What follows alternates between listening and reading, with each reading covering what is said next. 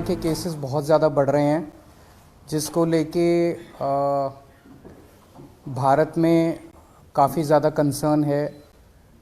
China में भी बढ़ रहे हैं और उसके अलावा कुछ और देश हैं जिसमें सुनने में आ रहा है कि कोरोना के केसेस बहुत ज़्यादा बढ़ रहे हैं। चाइना में जो वेरिएंट है वो है BF.7। सबसे पहले तो मैं बताना चाहता हूँ कि दिल्ली में BF.7 का एक भी केस नहीं मिला है। अभी फ़िलहाल घबराने की ज़रूरत नहीं है। ना केवल टेस्टिंग में मिला है, टेस्टिंग तो हम कर ही रहे हैं, जो भी कोरोना के केसेस आ रहे हैं उनकी जीनोम टेस्टिंग हो रही है।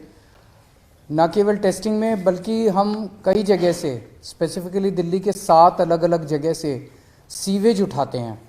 सीवेज से एडवांस में पता चल जाता है कि आने वाले समय कि शहर में ये वाला वायरस है कि नहीं है। तो 7 अलग अलग जगह से डेली सीवेज उठा के और उसको टेस्ट किया जाता है, उसमें भी BF.7 अभी तक नहीं मिला है। दिल्ली में अभी जो भी थोड़े बहुत केसेस आ रहे हैं वो XBB वेरिएंट के हैं, या तो XBB वेरिएंट है या उसके सब लीनिएज है XBB। ये 92% केसेस जो दिल्ली में मिल रहे हैं वो XBB वेरिएंट के हैं। अभी तक फ़िलहाल कोई भी घबराने की ज़रूरत नहीं है। दिल्ली के लोगों को मैं आश्वासन देना चाहता हूं कि फ़िलहाल कोई भी घबराने की ज़रूरत नहीं है। और बाई चांस, भगवान ना करे कि दोबारा कोरोना फैले, लेकिन बाई चांस अगर फैलता है तो हम अपनी तरफ से पूरी तैयारी के साथ हैं। आपकी सरकार पूरी तैयारी किए हुए है। एक तो जितने केसेस आ रहे हैं, भारत सरकार की डायरेक्शन के मुताबिक हम सारे केसेस की, जितने पॉजिटिव केस आते हैं सबकी जीनोम सीक्वेंसिंग कराते हैं कि वो उसमें कौन सा वेरिएंट है। दूसरा, हमारी आज दिल्ली में लगभग 2500 केसेस की टोटल टेस्टिंग होती है डेली।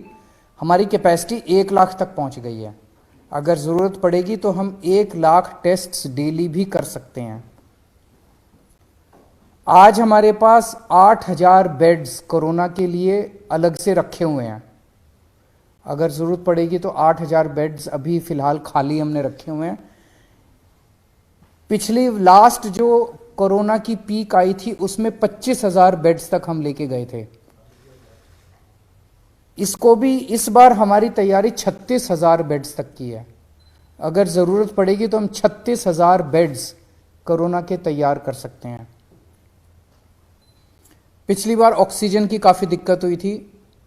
ऑक्सीजन की सबसे बड़ी दिक्कत ये हुई थी कि एक तरफ तो ऑक्सीजन मिल नहीं रही थी, दूसरी तरफ ऑक्सीजन अगर मिलती भी थी तो दिल्ली में हमारे पास स्टोर करने की कैपेसिटी नहीं थी।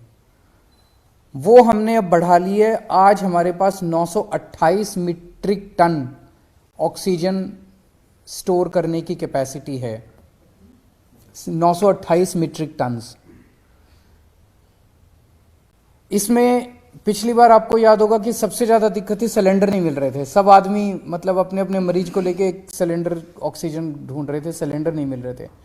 अभी हमारे पास जितने सिलेंडर्स हैं पूरी दिल्ली में सब अस्पतालों में जो लगे हुए, उसके अलावा 6000 सिलेंडर्स हमारे पास रिजर्व में अभी खाली पड़े हुए हैं।